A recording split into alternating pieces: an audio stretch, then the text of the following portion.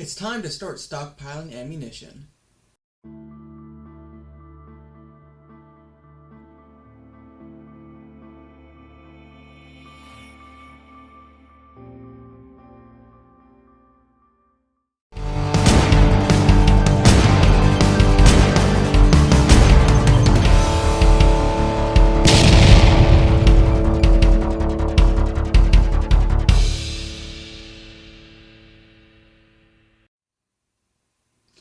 Alright guys, welcome back. Today's going to be a little different format than I usually do.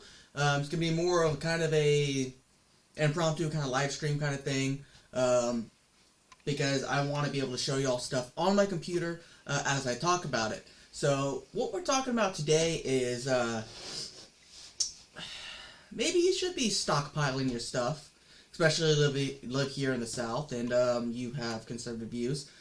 It's if you've been paying attention to stuff down here on the Texas border, things are getting a little spicy down here. And to be honest, as somebody who lives in South Texas, really close to the border, Brownsville's only about an hour and a half away, give or take. And here in Corpus, it's technically considered a border city because we're right on the coast of the water. I mean, we have Border Patrol station here, we have, National Guard station here, we have Naval Air Station, like 5 blocks away, I hear stuff like that all the time, but I have strong opinions on it, especially, I own a business that is directly affected by illegal immigration. So I have strong feelings about it, but I've been paying a lot of attention over the past couple days about what's really kind of transpiring down here in Texas, especially on the border, and things are getting a little hot down there, a little spicy. So this all started when, pretty much President Magoo hasn't wanted to do anything in regards to the border crisis, and it is a border crisis. We got millions of people a year crossing over, hundreds of thousands, sometimes in a month. So, and a lot of times they're just turning them loose. They're not deporting them back, they're letting them back over. But this all started when Greg Abbott decided, we're going to Texas is going to take it into our own hands, and we're going to go down there, we're going to put a bunch of razor wire and stuff like that, which has worked. And then Magoo sued the state of Texas to remove the razor wire because they need access. Whatever that means. Because we're not stopping them from accessing the ports of entry, the holding facilities, anything like that. Just we're putting more razor wire along the river to stop you from coming across. Well, they sued Texas, and apparently won in the Supreme Court in a very, what a lot of people are saying is unconstitutional ruling, because Texas joined the United States as a, under treaty to join the Republic, and we were given very specific promises, one of those being that we're allowed to protect our own borders against invasion and attack as, necessary. And believe it or not, Texas has, the Texas State Militia we have a large military. We have, 3 different branches. We have an Air Force. We have an Army. We don't have a Navy, but we have an Air Force. We have a Navy, and a couple of different units, and we're well equipped for. And that's state military. That's not controlled by the feds at all. Now, one of the things that's happened is, we have 25 other states that have joined in with Texas and say, hey, yeah, we're going to support you, and we're going to help you out any way we can. We're going to send you our National Guard. So we got these 25 other states sending their National Guards down here too. And if the National Guard per state is controlled by the state. That's not federal. That's not a federal military agency. So we got these 25 states that are sending down here and helping us out. Well, one of the things that's happening now is Democrats are calling to have National Guards federalized. So essentially, they're wanting to take away our state militaries and our ability to protect ourselves. Now I know all the time, especially since 2020 and COVID stuff like that. Been a lot of talks about things kicking off civil wars or something like that. But that is a valid reason to kick off a type of civil war. It would be literally federalizing our National Guard and taking away the Texas militia from the people and making it a federal thing, which, it's kind of in the Constitution that, states are allowed to have their own militias. I mean, the Second Amendment, specifically states, a militia being necessary for the security of a free state. So that's one thing that's going on. So now we also got a bunch of truckers coming from all over the country down here to support Texas and volunteer and stuff like that. Well, another thing that just recently happened is now there are Democrats that are also looking to ban militias entirely, to make them completely illegal, which, once again, is in the Constitution. I believe we have an entire militia act, and then in the Second Amendment specifically states, militias. So, and then when you talk about, a lot of time when they talk about gun control, they always, the left and liberals, they always say, well, the Second Amendment only applies to a militia. Well, now that they're saying that the militia just isn't even, isn't allowed. So I'm going to reduce the screen here so I can show you all what's on my screen. I'm going to pop over, show you all the 25 states that are joining in with Texas, and then show you some of the quotes that are from this bill that's being presented this year, 2024, to try to ban militias. It's all kind of crazy. Liberty Doll did an excellent video on the banning of militias. You type in 25 states join Texas, you're going to pop all that up. But let's minimize this here so you can see my screen like that. And let's go right here. So, in red are the 25 states that are joining Texas in support of Texas in the border crisis. These are all states that have offered to send resources, National Guard, pretty much anything they can down here to help us. And there are also 25 states that are pretty much telling the federal government to kick rocks. You're not doing enough. We're stepping in and doing our own thing to try to stop this issue. Now,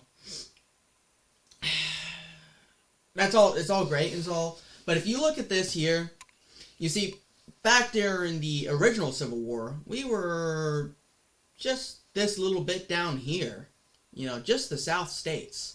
And of course, everyone, the Democrats won't tell you this, but the Civil War, one of the main reasons that it was started, one of the main reasons, there were a couple different reasons, but one of the main reasons was Southern Democrats didn't want to let it go of their slaves. Sorry, blue people, that's history. But, we had, the South was just this small little bit here.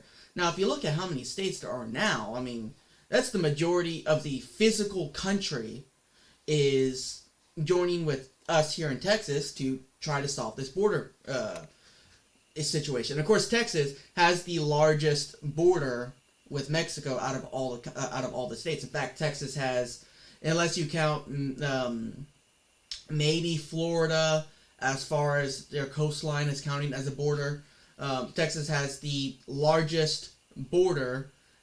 I mean, we're still even larger than Texas, but we have the largest border that of any state that borders another country and also an ocean as well, or a gulf. So, there's a lot of people here in play. Now, you talk about things that can start a civil war, and you look at this map.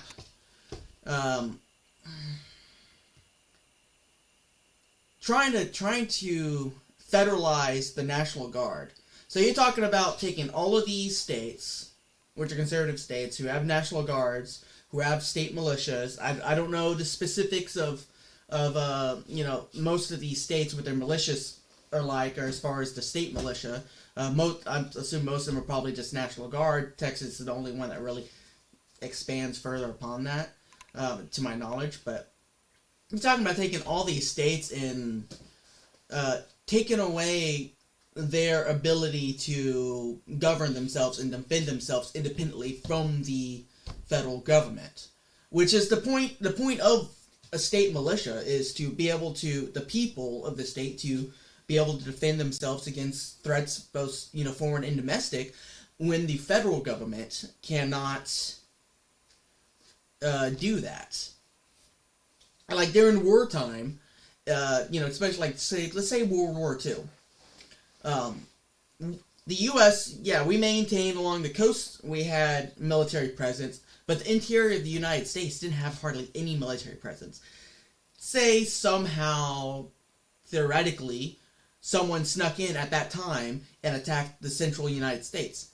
There would have been no federal government response whatsoever, because they were all in the Pacific and in Europe and protecting, the coast from, U-boats and stuff like that. So it would have been up to the militias to defend their states and the people. So that's one of the biggest things is state independence is their militia or in their National Guard. That's what helps. You have to understand, then also if they were to take that, then you're taking the ability for the states to deploy their National Guards in national emergencies like, say, hurricanes, earthquakes, wildfire, anything like that. Now, guess what? The state has to ask Uncle Sam for permission to get that help. So, I mean, that's one thing right there. If there's anything that's going to be one of the things that kick off a civil war, it's going to be that right there. Now, the other thing is everything we got as far as what's going on as far as that bill trying to ban militias. That's another thing. They're trying to ban it completely. So the way that they're trying to set this up is, of course, they're trying to say it's for public safety and to protect the Constitution and to stop radicalism and not to have another January 6th, all that word vomit that Democrats like to scream out. But I mean, if you just read some of what they said here, what's in this bill. They're wanting to ban anyone who can publicly patrol, drill, engage in techniques capable of causing bodily injury or death. That's right there on its own is that takes out almost militia training, both state and private militias, because there are quite a few private militias as well. That also can apply to firearms courses, home defense courses, self-defense courses, anything like that. Interfere unreproved government operations or government proceedings.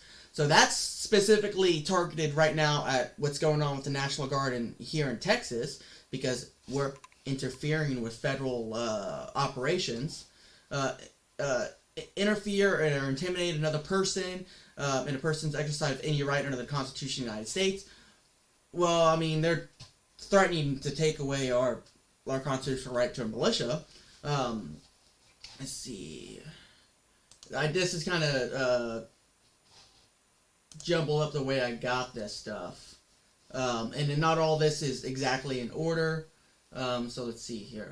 We have the firm, society, organized, or governmental entity in which incorporates. So right here we got private paramilitary organization. This is how they define militias. The term private paramilitary organization means any of the of three or more persons. So that's what they're setting at, 3 or more people. So if you got 2 buddies and you're like, hey, you know what? We want to be able to defend our neighborhood in the event, or a cul-de-sac, in the event something goes down, we're going to go train. Well, guess what? That's going to be illegal. In anything with a command structure. So this means that you can have, I mean, like I said earlier, a firearms instructor can be considered this. So firearms classes. purpose of functioning, public training, function in public as combat or combat support, law enforcement, security services. So they're trying to say if volunteer for law enforcement, peacekeeping, say if there's riots or something like that, you can't do that. You can't train for combat. You can't train for support, law enforcement, security. You couldn't defend your own house. So regular organized state militia. Let's see here. Let's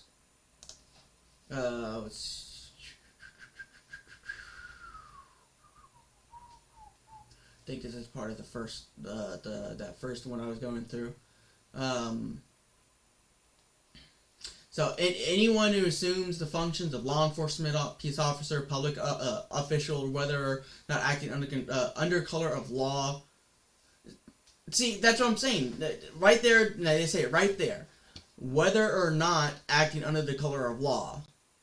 So they're saying doesn't matter whether or not it's legal in your state. If it's law abiding for you to have that militia, we don't want it. So it's crazy the way that they're setting this up. And then here's some of the literally what they said. The guy who wrote this bill, Senator Markey, he said private paramilitary actors such as the Proud Boys, Oath Keepers pose serious threat to democracy. Of course, they like saying that, threat to democracy. The rule of law must create new prohibitions on their unauthorized activities that interfere with the exercise of the people's constitutional rights.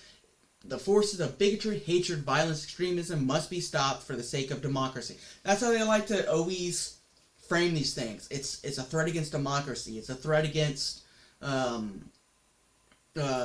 Constitution. It's racist. It's bigot. But sure, okay. Some of these groups here are they don't always do the best things. But the problem is they have the right to form a militia or private organizations. They can do that. They're trying to ban that. It's in the Constitution. Let me see. Where's the other one? Actually, I think that's all I had. Did I accidentally download the same one twice? I might have. Let me see here. Gonna stretch this out real fast. I think there's one more page that I'm missing here that I had.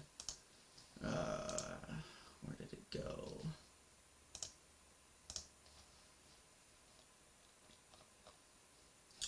Yeah, it's this one right here. It's not full screen. Can't let y'all see everything on my computer. Right here. So this is the other one here. As I said, patrolling neighborhoods, impeding law enforcement, storming the U.S. Capitol. Private paramilitary groups like the Oath Keepers and the Three Percenters and Proud Boys using political violence to intimidate people, intimidate our people. That's a key thing right there. Our people, and threaten democratic government and the rule of law. Said Congressman Raskin, legislation makes the obvious but essential clarification that these types of domestic extremist paramilitary operations are no way to protect are no way protected by the Constitution. So let's just look at that again. So that's another thing that they're trying to do is they declare these groups extremist groups. In no way protected by our Constitution. We have the right to assembly. We have the right to a militia. We have the right to bear arms. So, what's not protected by the Constitution? So, that's something that just, keep an eye out. Things are getting spicy. So, that just keep an ear out, stay safe, stock up. Now, let's say Civil War number 2 does kick off. It's going to be very different than the first Civil War. First of all, there's a lot more at play. The population's much larger now. A lot more guns, a lot more modern technology. But it's going to be a little different because if it would be in America, I would assume that the whole engagements would be very... What's the word I'm trying to think of here?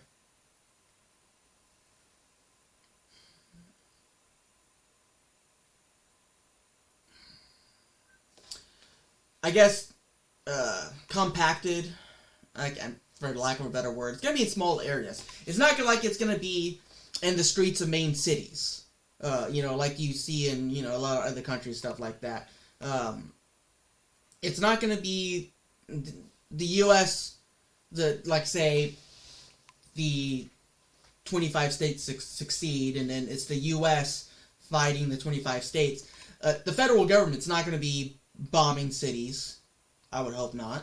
They're not going to be bombing non-military stuff. They're not going to be attacking civilians, I would hope.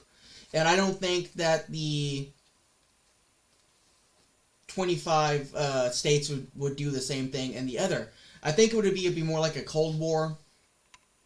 I think it would be, they succeed. Pretty much we say, F around, find out. We're going to protect our borders. Just leave us alone. Type situation. And of course the government's going to sit there and say, oh, you can't legally do this and that and blah, blah, blah, blah. I don't think it's going to be something that would affect... I don't think it would even affect commerce and trade all that much. I don't know, but I would assume not. I guess the federal government could put trade embargoes from on the succeeded states and not succeeded states. Could try to, stop us from getting supplies, stuff like that. But if you look at that map, I'm going to bring it back out here. We're going to look at this map again. If you look at this map here, that's a lot of... I'm surprised Kansas hasn't joined up yet. Kansas is very pro-2A and conservative. I'm willing to bet that they're going to join at some point. Or if stuff really does kick off, they might join in. But if you look at this here, all this red, this is a huge majority of U.S. agricultural land. I mean, massive amounts of U.S. agricultural land. And then, of course, Texas, Louisiana, off the Gulf Coast, lots of oil. I mean, if the feds were to put a trade embargo, try to prevent the red states from getting supplies, what are they gonna keep us from getting? PlayStations and Xboxes from California. I don't know. It's hard to predict what a second civil war in the United States would look like. Also, you have to think about it as part as, you're going to have a lot of people who are in the federal military, the U.S. military, that live from these states or from these states that will hopefully desert and not comply with orders and stuff like that, and if something like that was to kick off. It's a really complicated issue. It really is. It's hard to say what would happen, what could happen, who's going to do what. It really is. But, stay prepared, stock up on stuff if you live in any of these states. And just, be prepared.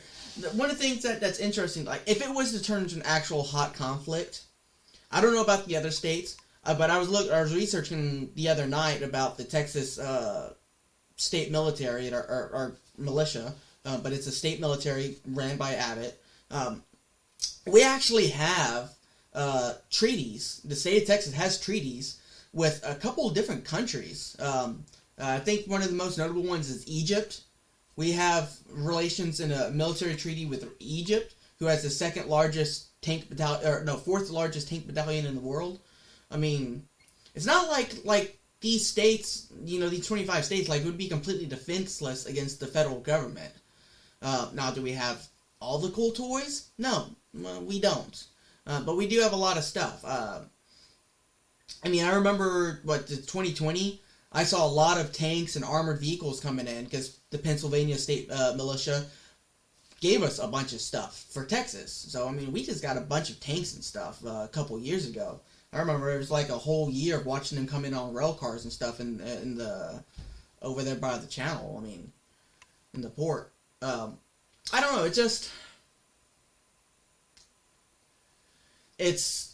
We just got to see what happens. Be prepared. I mean, things are getting spicy. It's a real weird world.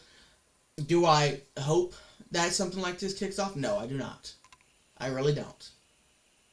I wish the federal government would get right and start treating the people right and treating our citizens right, and not trying to get a bunch of people in. I mean, it's pretty clear why they want all these immigrants in the country and to give them citizenship. That you don't have to have a PhD in astrophysics to know what they're up to.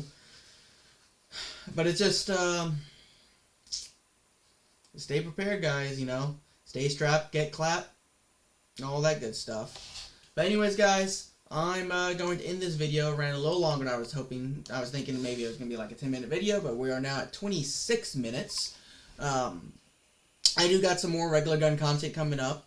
Like I said, this is kind of different from my normal stuff. It is what it is. But anyways, guys, I'll see y'all next time. Oh, I forgot to tell you. In light with all this little stuff that's going on, everything that's going on, I did happen to go on my merch store, and I added a whole line of come and cut it stuff. So let me bring y'all back out here, and I'll show y'all what I got made up here. I'm going to reduce this down low. So I added 2 hoodies with 2 different designs for Come and Cut It. I got the AR-15 Come and Cut It, the barbed wire hoodie that comes in a couple different colors, all that. I added another one that's Come and Cut It with the U.S. flag over Texas and barbed wire. I also added 3 different t-shirts. I added 2 t-shirts that were the same design as on the hoodies. And then I added, put together this one as well, which has Come and Cut It with the razor wire coil on it. Scroll on down. Got the Texas, tattered Texas U.S. flag on it. On the back has the Gatson Don't Tread on Me snake in black and white on the right sleeve. And then I put our logo on the left sleeve there. So, I added all that, and then also, under our hats, I created one hat for it, and it's the Come and Cut It hat. So, it's the razor wire, Come and Cut It, basic gray trucker hat. So, if anyone wants any of this stuff right now to help support the channel, and support a Texan that lives in relatively close proximity to everything going on, then, like, subscribe, check out the merch store and help us out. But anyways, guys, that's all I've got for y'all today. Y'all have a good one, and I will see y'all next time.